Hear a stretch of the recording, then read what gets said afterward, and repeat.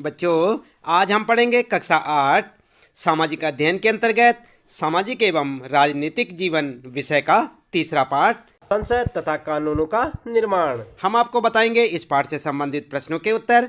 लेकिन एक बार इस पाठ को जरूर से जरूर पढ़ें। चलिए जान लेते हैं यहाँ पर पाठ से संबंधित प्रश्नों के उत्तर। अभ्यास प्रश्न उत्तर में सबसे पहले बच्चों ध्यान दें, आप पाठ के अंतर्गत पूछे गए प्रश्न और उनके उत्तर समझ गए ना आप किस प्रकार से पाठ के बीच बीच में कुछ प्रश्न पूछे होते हैं और उनके उत्तर सबसे पहले हम आपको यहाँ पर बताते हैं। उसके बाद हम आपको बताएंगे पाठ के अंत में पूछे गए प्रश्नों के उत्तर। तो सबसे पहले आप पाठ के बीच में ध्यान देंगे बच्चों। अपनी पाठ्य पुस्तक में भी ध्यान से देख सकते हैं आप, पाठ के बीच बीच में कुछ प्रश्न पूछे होते हैं। जैसे कि आप यहाँ पर देख सकते हैं, सबसे पहला प्रश्न है, संसद की तस्वीर के जरिए कलाकार क्या कहने का प्रयास कर रहा है। और ये प्रश्न आपको कहाँ पर मिलेगा, याद रखें बच्चों, 31 नंबर या अपनी पाठ्य पुस्तक के 31 नंबर पेज पर आप देखेंगे तो आपको इस प्रकार का एक प्रश्न देखने को मिलेगा। और उसका उत्तर आप क्या लिखेंगे, ये देख रहे हैं ना आप, ये है संसद की तस्वीर।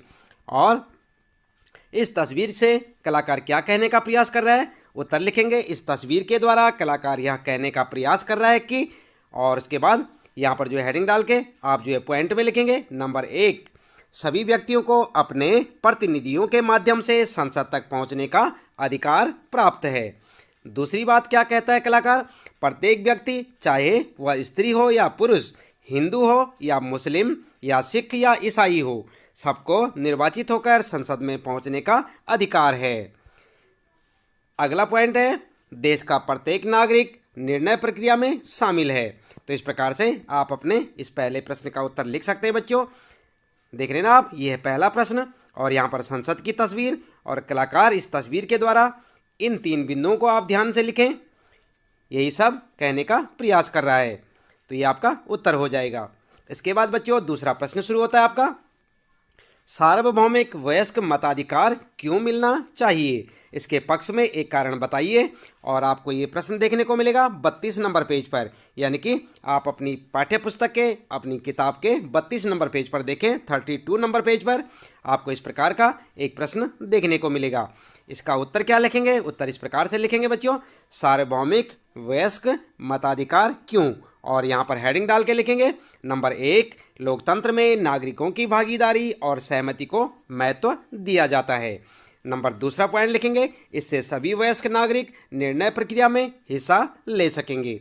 देख रहे हैं ना आप, तो इस प्रकार से आप अपना उत्तर लिख सकते हैं। तीसरा पॉइंट लिखेंगे बच्चों, नागरिकों की भागीदारी और सहमति सार्वभौमिक वयस्क मताधिकार से हो सकती है। तो इस प्रकार से आप अपने दूसरे प्रश्न का उत्तर लिख सकते हैं। ये आपका दूसरा प्रश्न और उसका उत्तर आप लिखें। तीसरा प्रश्न शुरू हो जाता है बच्चों, और तीसरे प्रश्न में क्या पूछा है, चलिए पढ़ लेते हैं।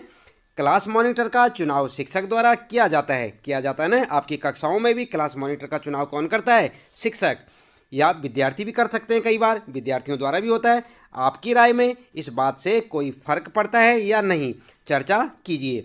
यानी कि जो आपकी क्लास में मॉनिटर चुना जाता है वह आपके शिक्षक द्वारा चुना जाएगा या आपके सहयोगियों द्वारा, आपके साथी जो विद्यार्थी हैं उनके द्वारा।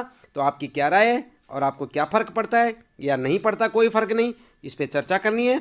और ये प्रश्न आपको कहाँ पर मिलेगा बच्चों, ध्यान देंगे, ये भी मिलेगा 32 नंबर पेज पर, यानी कि 32 नंबर पेज देखें आप अपनी पाठ्य पुस्तक के उत्तर में। आप इस प्रकार से लिख सकते हैं, उत्तर लिखेंगे क्लास मॉनिटर का चुनाव और हेडिंग डाल के लिखेंगे बच्चों, अच्छे से लिखेंगे पॉइंट बनाकर। नंबर 1, क्लास मॉनिटर का चुनाव शिक्षक द्वारा न करके विद्यार्थियों द्वारा किया जाना लोकतांत्रिक होगा। आई बात समझ में। दूसरा पॉइंट लिखेंगे, जिस मॉनिटर का चुनाव विद्यार्थी करेंगे उस मॉनिटर को विद्यार्थी सहयोग भी करेंगे क्योंकि वह उनका अपना चुना हुआ प्रतिनिधि है ना बात सही। तो इसी प्रकार से आप दूसरा पॉइंट लिखें। तीसरा पॉइंट लिखेंगे बच्चों, जिस मॉनिटर का चुनाव शिक्षक द्वारा किया जाएगा उस मॉनिटर को विद्यार्थी सहयोग नहीं करेंगे क्योंकि विद्यार्थियों को लगेगा वह उनका अपना प्रतिनिधि नहीं है, यह चुनाव उनकी पसंद का नहीं है। तो आप क्या चाहेंगे बच्चों, आपका क्लास टीचर आपके लिए मॉनिटर चुन के रखे या आप स्वयं चुनाव करना चाहेंगे, आप स्वयं ही करना चाहेंगे ना, ताकि वो आपके हितों की रक्षा कर सके। तो यही जो है लोकतंत्र में होता है। चौथा प्रश्न है बच्चों, और इसे ध्यान दें, विधायक क्या कहते हैं उसे, एमएलए। क्या कहते हैं विधायक को, शॉर्ट में एमएलए। कौन होता है और उसका चुनाव कैसे किया जाता है, इस बात को समझाने के लिए निर्वाचन क्षेत्र और प्रतिनिधित्व शब्दों का प्रयोग करें। तो आपको ये प्रश्न कहाँ पर मिलेगा, आप ध्यान दें 33 नंबर पेज पर। आप अपनी पाठ्यपुस्तक के 33 नंबर या 33 नंबर पेज देखें बच्चों। आप किताब को पलट कर देख सकते हैं। 33 नंबर पेज पर आपको इस प्रकार का एक प्रश्न देखने को मिलेगा और इस प्रश्न का उत्तर क्या लिखेंगे आप, उत्तर लिखेंगे विधायक, एमएलए, और यहाँ पर जो हेडिंग डाल के लिखें नंबर 1 करके लिखेंगे। नंबर 1, विधानसभा के सदस्यों के चुनाव के लिए राज्य को बहुत सारे निर्वाचन क्षेत्रों में बांटा जाता है। बांटा जाता है कि नहीं, आपके क्षेत्र के भी कोई विधायक होंगे, आप जानते होंगे, तो आपके राज्य में कई सारे विधायक होंगे, तो बहुत सारे क्षेत्रों में निर्वाचन क्षेत्र को बांटा जाता है। नंबर 2, प्रत्येक निर्वाचन क्षेत्र से एक प्रतिनिधि निर्वाचित होता है। यह निर्वाचित प्रतिनिधि विधायक यानी कि एमएलए कहलाता है। आई बात समझ में, विधायक को ही एमएलए कहा जाता है और यह अपने निर्वाचन क्षेत्र से निर्वाचित होकर आता है। इसके बाद तीसरा पॉइंट लिखेंगे बच्चों, एमएलए यानी कि मेंबर ऑफ लेजिस्लेटिव असेंबली। क्या समझे आप, एमएलए की फुल फॉर्म क्या होगी बच्चों, मेंबर ऑफ लेजिस्लेटिव असेंबली का चुनाव जनता द्वारा 5 वर्षों के लिए किया जाता है। कितने साल के लिए किया जाता है, 5 वर्ष का। एमएलए कितने साल के लिए होता है, 5 साल के लिए, जिसे आप विधायक भी कहते हैं, कई लोग उसे विधायक कहते हैं, कुछ एमएलए कहते हैं। एमएलए अंग्रेजी का वर्ड है, आप समझ सकते हैं, मेंबर ऑफ लेजिस्लेटिव असेंबली। इसके बाद बच्चों 5वां यहाँ पर प्रश्न है आपके लिए, राज्य विधानसभा, संसद, लोकसभा के बीच क्या फर्क है, इस बारे में अपने शिक्षक के साथ चर्चा कीजिए। तो आप अपने शिक्षक को पूछ सकते हैं कि जो है लोकसभा या विधानसभा क्या होती है बच्चों, इसके बारे में जानकारी ले सकते हैं। चलिए यहाँ पर देख सकते हैं आप, ये प्रश्न मिलेगा आपको 33 नंबर पेज यानी कि 33 नंबर पेज पर। चलिए अंतर हम आपको बता देते हैं उत्तर में, आप अपने टीचर से भी पूछ सकते हैं। अंतर होगा, नंबर 1 लिखेंगे, राज्य विधानसभा चुने हुए विधायकों यानी कि एमएलए के समूह से बनती है। क्या समझे आप, राज्य विधानसभा जो होती है किससे बनती है, एमएलए के समूह से, जबकि संसद लोकसभा यानी कि सांसदों, जिन्हें कि एमपी भी कहा जाता है, के समूह से बनती है। क्या समझे बच्चों, फिर से ध्यान दें, राज्य विधानसभा चुने हुए विधायकों यानी एमएलए के समूह से बनती है। राज्य के अंतर्गत जितने भी विधायक आएंगे उन सब से उन एक ग्रुप बन के एक समूह जो बनता है उसे क्या कहते हैं, राज्य विधानसभा। विधायकों, सारे विधायकों से मिलकर क्या बनती है, विधानसभा। जबकि संसद की बात करते हैं, संसद को लोकसभा भी कहते हैं, तो ये किससे मिलकर बनती है, सांसद, जितने के क्षेत्र में, आपके क्षेत्र में जितने सांसद होंगे उनके समूह से मिलकर क्या बनती है, संसद। और राज्य विधानसभा किससे बनती है, विधायकों से। दूसरा अंतर क्या है बच्चों, ध्यान देंगे, सांसद के एमपी पूरे देश से चुन कर आते हैं। जो एमपी होते हैं या जिन्हें सांसद कहते हैं आप, ये किससे आते हैं, पूरे देश से चुनकर। जबकि राज्य विधानसभा के सदस्य जो होते हैं उसी विशेष राज्य से चुनकर आते हैं जिस राज्य की विधानसभा है। आप क्या समझे बच्चों, सांसद जो होते हैं पूरे देश से चुनकर आते हैं, फिर उनसे एक संसद बनती है। सांसद जो है पूरे देश से चुने हुए सदस्यों द्वारा, सांसद जो होते हैं पूरे देश से चुने हुए सदस्य होते हैं जिनसे मिलकर एक संसद का निर्माण होता है। जबकि विधानसभा जो राज्य विधानसभा है वो किससे बनती है, एक प्रॉपर राज्य जो होता है उससे चुनकर आए हुए विधायकों से क्या बनता है, राज्य विधानसभा। तो ध्यान रखें बच्चों और इसे जो है बार बार सुने, समझें और अच्छे से याद करें। अगला प्रश्न है बच्चों, प्रश्न 6 है यहाँ पर, नीचे दिए गए विकल्पों में से कौन से काम राज्य सरकार के हैं और कौन से केंद्र सरकार के। तो यहाँ पर आपको ध्यान देना है राज्य सरकार के कार्यों पर और केंद्र सरकार के कार्यों पर। तो यहाँ पर जो है ये प्रश्न आपको मिलेगा, यहाँ पर ध्यान दें बच्चों, 33 नंबर पेज पर ये प्रश्न भी आपको देखने को मिलेगा। कितने नंबर पेज पर, 33 नंबर पेज पर। और यहाँ पर आप क्या करेंगे, पहले क को पढ़ेंगे, चीन के साथ शांतिपूर्ण संबंध रखा जाएगा। ख, मध्य प्रदेश में बोर्ड के तहत आने वाले सभी स्कूलों में कक्षा 8 को बोर्ड की परीक्षाओं से बाहर रखा जाएगा। और गए वाला है यहाँ पर, अजमेर और मैसूर के बीच एक नई रेलगाड़ी चलाई जाएगी और 1000 रुपये का नया नोट जारी किया जाएगा। तो ये आपने ध्यान देना है, इन जो यहाँ पर जो कार्य बताए गए हैं, क, ख, ग, घ, ये 4 कार्य आप देख रहे हैं यहाँ पर, 1, 2, 3 और 4। इनमें से आपको बताना है कि कौन सा राज्य सरकार के अधीन है और कौन सा केंद्र सरकार के। तो उत्तर में क्या लिखेंगे, उत्तर इस प्रकार से लिखेंगे बच्चों, कै वाला जो है कार्य होगा ये किसका होगा? केंद्र सरकार का। कै वाला कौन सा? आप देख सकते हैं फिर से, चीन के साथ शांतिपूर्ण संबंध रखा जाएगा। तो ये कार्य किसका होगा? केंद्र सरकार का। इस बारे में सोचने का और फैसला लेने का अधिकार किसको होगा? केंद्र सरकार को। वहीं मध्य प्रदेश के बोर्ड के तहत आने वाले सभी स्कूलों में कक्षा 8 को बोर्ड की परीक्षाओं से बाहर रखा जाएगा। तो यहाँ पर किसकी बात की जा रही है? एक राज्य की बात। कौन सा राज्य? मध्य प्रदेश। तो मध्य प्रदेश के बोर्ड के तहत आने वाले सभी स्कूलों में कक्षा 8 की बोर्ड परीक्षाओं से बाहर रखा जाएगा छात्रों को। तो यहाँ पर क्या है? ये किसका कार्य है? राज्य सरकार का, क्योंकि ये राज्य से जुड़ा हुआ प्रश्न है। बात करते हैं यहाँ पर अजमेर और मैसूर के बीच एक नई रेलगाड़ी चलाई जाएगी। तो ये किसका होगा? केंद्र सरकार का कार्य। 1000 रुपये का नया नोट जारी किया जाएगा। तो ये किसका कार्य होगा? ये भी केंद्र सरकार का, क्योंकि जो नोट जारी किए जाएंगे ये किससे किए जाएंगे? किसके आदेश पर? केंद्र सरकार के।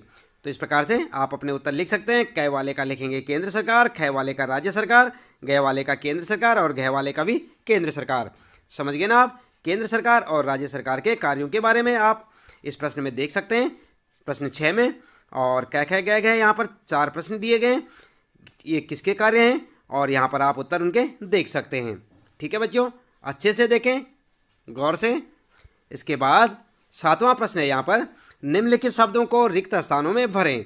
और ये प्रश्न भी आपको मिलेगा बच्चों 33 नंबर पेज पर। किस पर? अपनी पाठ्य पुस्तक के 33 नंबर पेज पर देखें। इस प्रकार से आपको एक प्रश्न मिलेगा, इसमें लिखा है सार्वभौमिक वयस्क मताधिकार विधायकों प्रतिनिधियों। प्रत्यक्ष रूप से हमारे समय में लोकतांत्रिक सरकारों को आमतौर पर प्रतिनिधिमूलक लोकतंत्र की संज्ञा दी जाती है।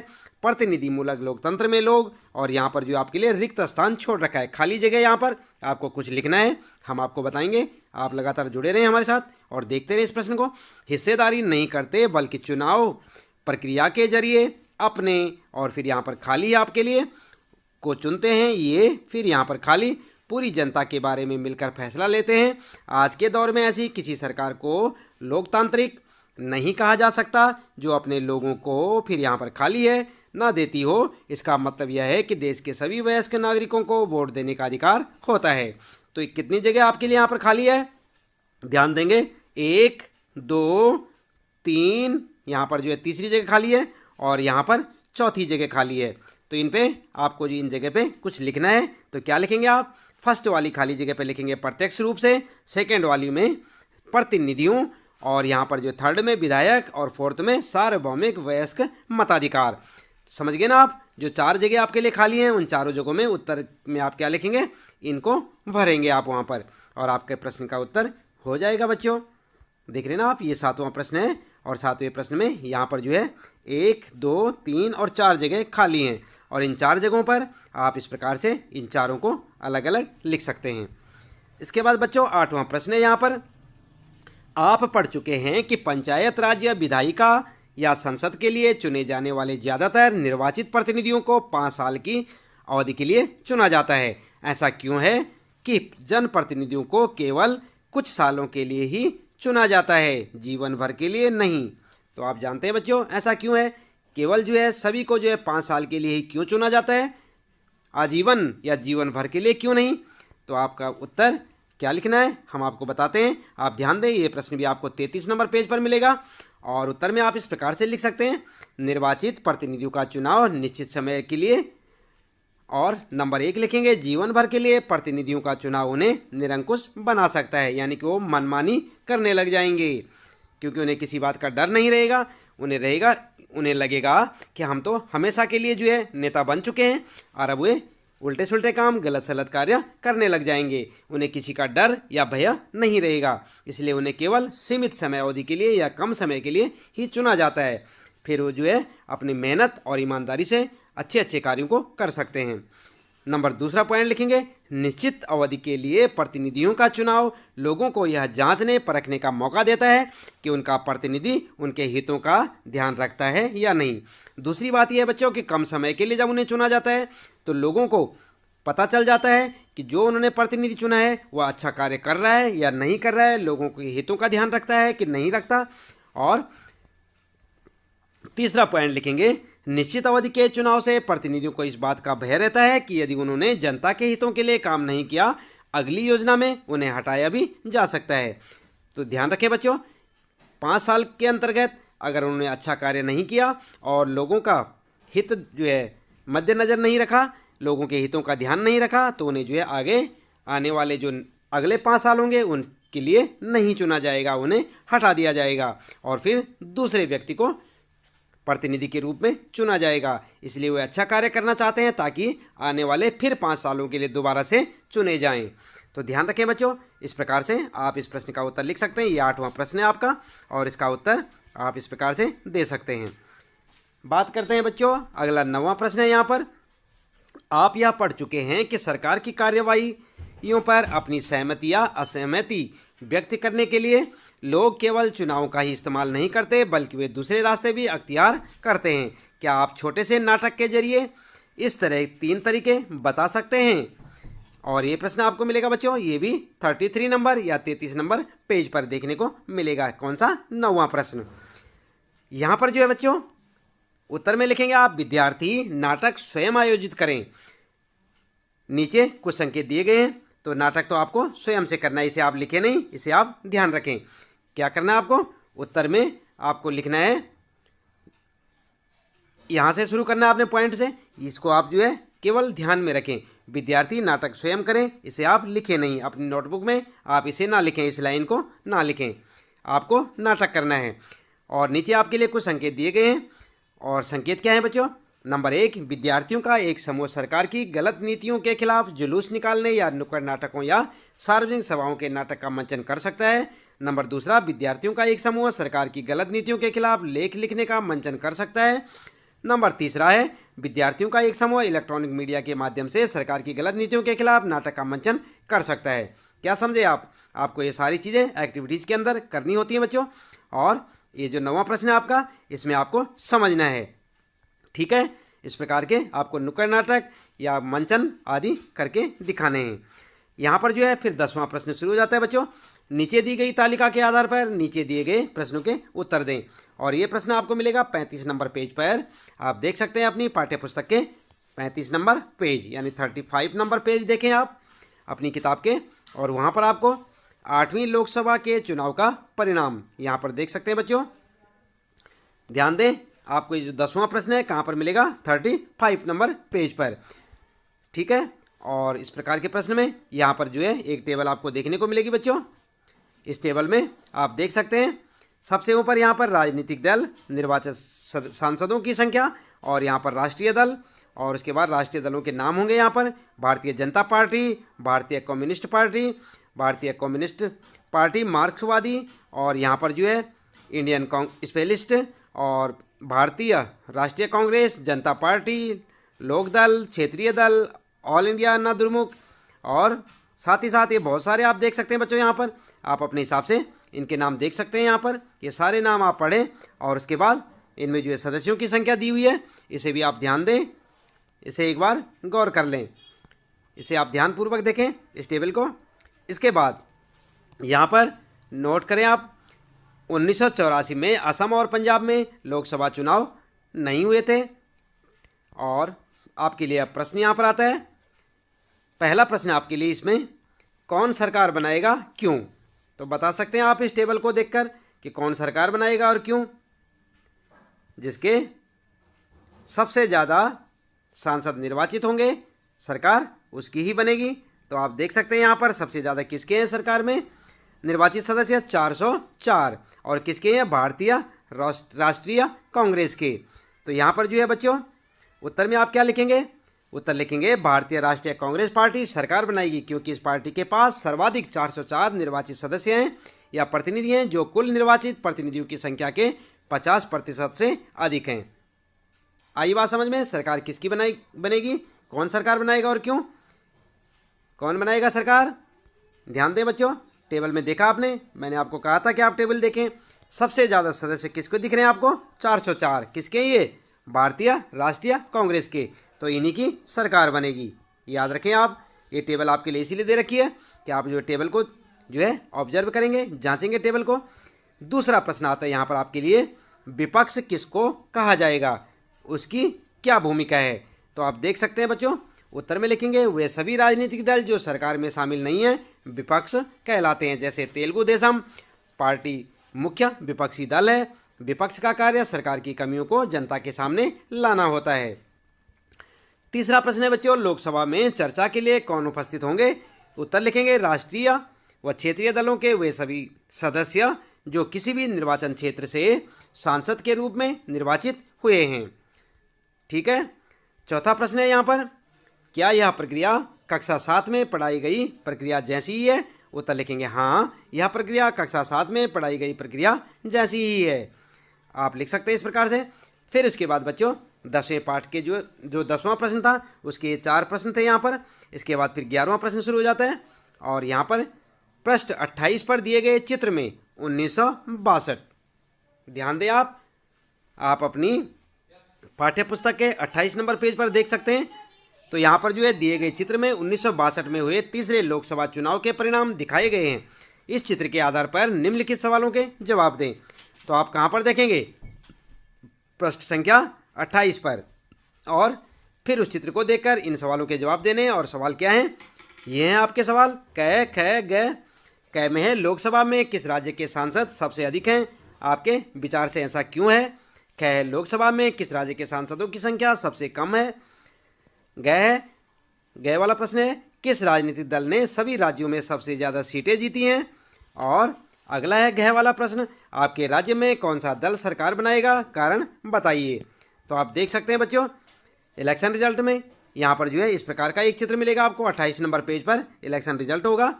आप यहाँ पर जो है ये आपको क्लियर है, साफ साफ नहीं दिख रहा है। आप अपनी पाठ्य पुस्तक के 28 नंबर पेज पर जाएं, वहाँ पर देखें, आपको इन सारे सवालों के या सारे प्रश्नों के उत्तर मिल जाएंगे। ठीक है बच्चों, तो इस प्रकार की एक टेबल देख सकते हैं आप। और उत्तर में आप लिखेंगे, उत्तर इस प्रकार से लिखेंगे 1962 में हुए तीसरी लोकसभा चुनाव के परिणाम।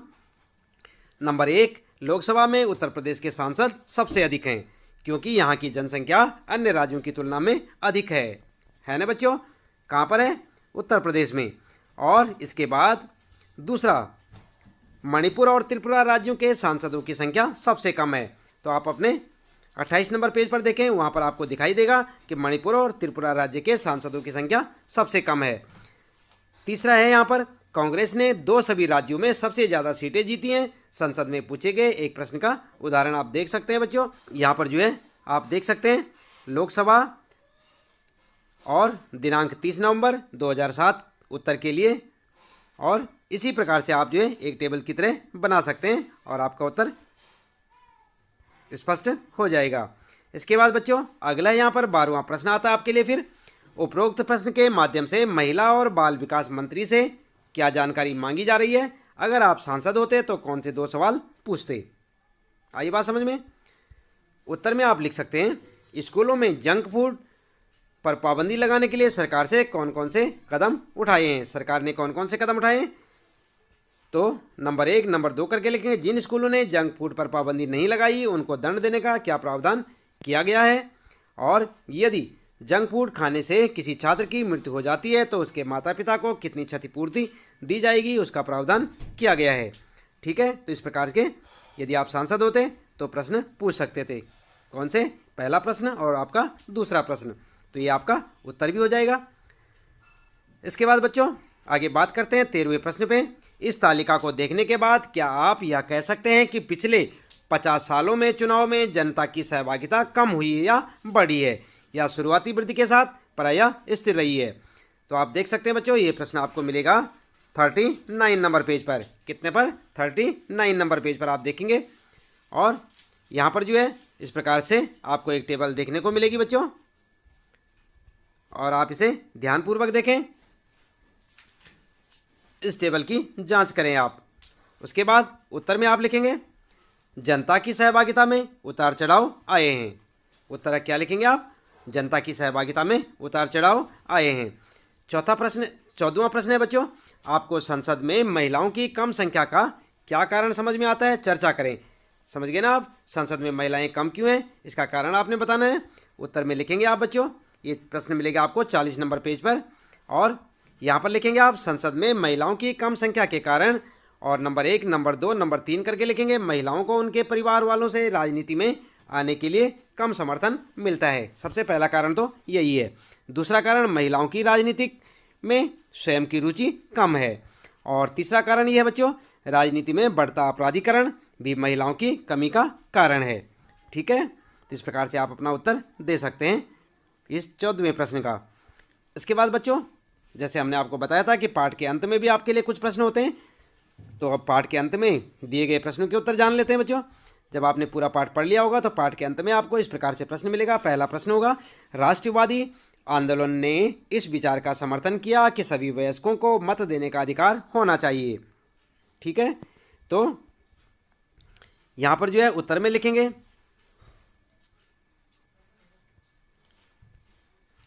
प्रश्न है आपका, राष्ट्रवादी आंदोलन ने इस विचार का समर्थन किया कि सभी वयस्कों को मत देने का अधिकार होना चाहिए। तो यहाँ पर होगा, साथ में आप देख सकते हैं प्रश्न पूरा होगा और उसके बाद उत्तर में लिखेंगे, सभी वयस्कों को मताधिकार दिए जाने का कारण क्या कारण है।